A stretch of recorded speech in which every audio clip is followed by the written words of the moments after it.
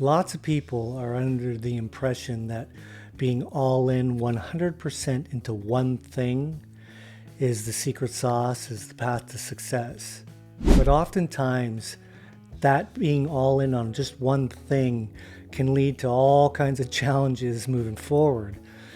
It is great to be all in and working your butt off in whatever it is you're doing, but with that comes pressures, anxiety. When you have failures along the way, if this is all you have, it just amplifies those failures and it becomes a big challenge on managing that.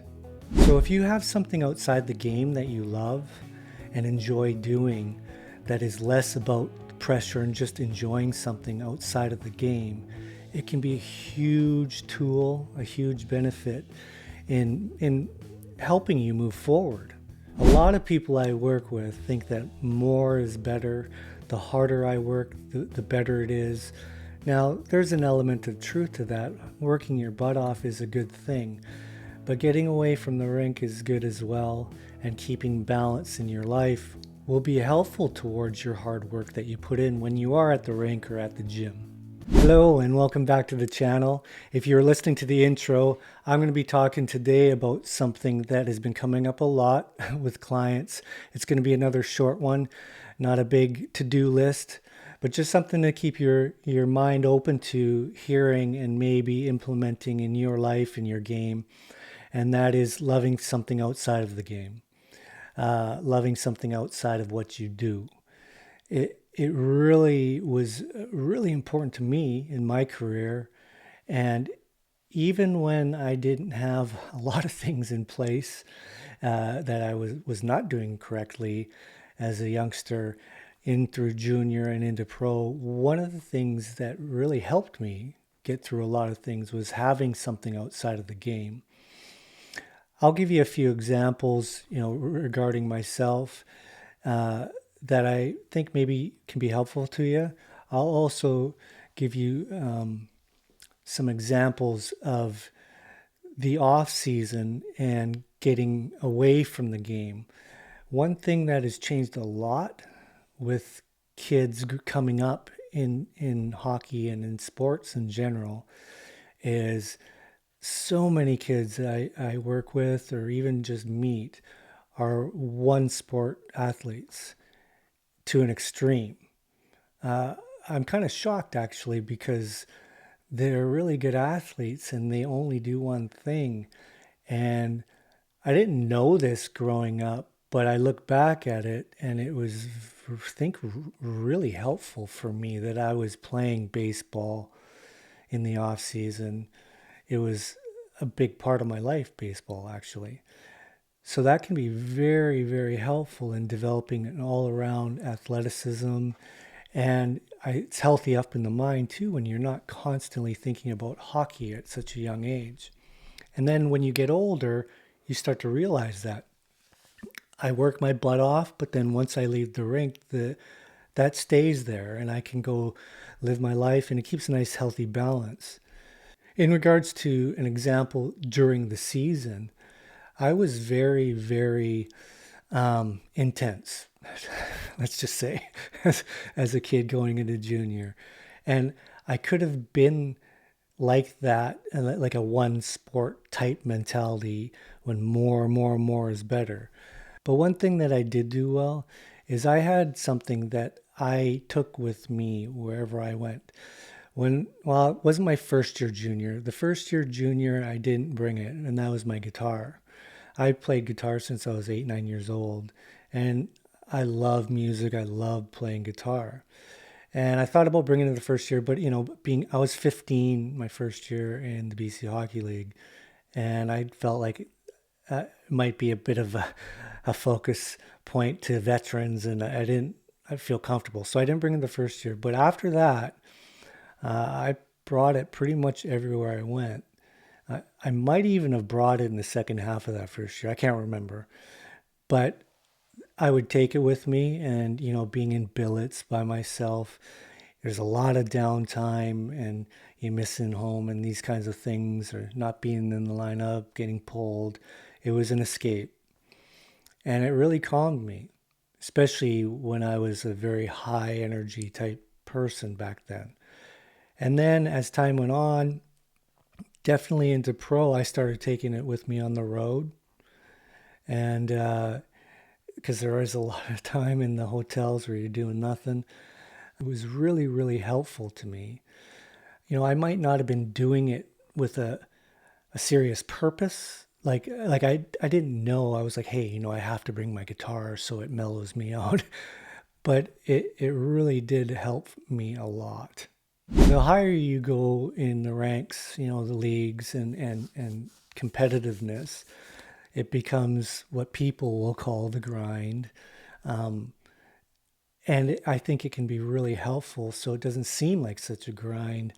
And you'll become better if you focus on this anyways, at leaving it at the rink. But it's kind of a challenge to do when all you have is hockey on the brain all the time, whether it be working out, doing eye work, doing all kinds of things constantly. It starts to build a level of anxiety. You might not see it at first, but as soon as you have a faulty game or something doesn't go right, you can feel it. Now, if you have some balance outside of the rink where you're doing other things, it can be really beneficial. Another point I want to make out, everybody talks about video games and how they rot the brain and stuff. I I agree with, if you're on it till 4 in the morning and you don't even look at the time and realize you've been on it for 5 hours. Yeah, that's not healthy.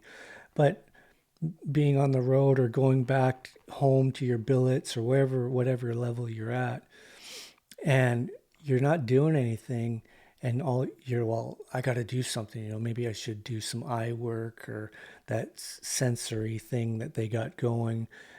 Or maybe you could just leave it out of your mind and play a video game for an hour with some buddies and then get off. That's not bad. It actually can be a good thing to just shut your brain off from hockey. It can be really beneficial. Now, the last part that I want to get out there is for the younger kids. And this gets sidetracked to the parents. It's my opinion that you should allow them that freedom to go do other things. Uh, I'm not speaking about all parents, but I know there are parents out there that it comes from a good place. You want the kids to succeed because that's when they're happy. So you think that Johnny down the street is going into this camp, this camp, this camp, and he's also doing off ice training with this guy and this guru and stuff. That's where you got to maybe step in and allow them to maybe explore some other things to do. Go play roller hockey. Even if it's hockey, it's more like just fun. Like if you're a goalie, go play forward.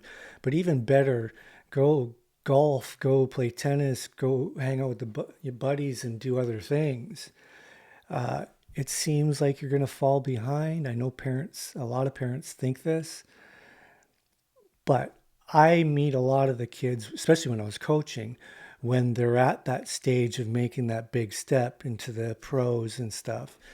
And man, they're wired tight, you know, by the time I get them.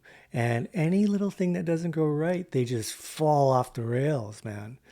And a lot of that is because the buildup over the years, from 10 years old all the way up, this is all they know.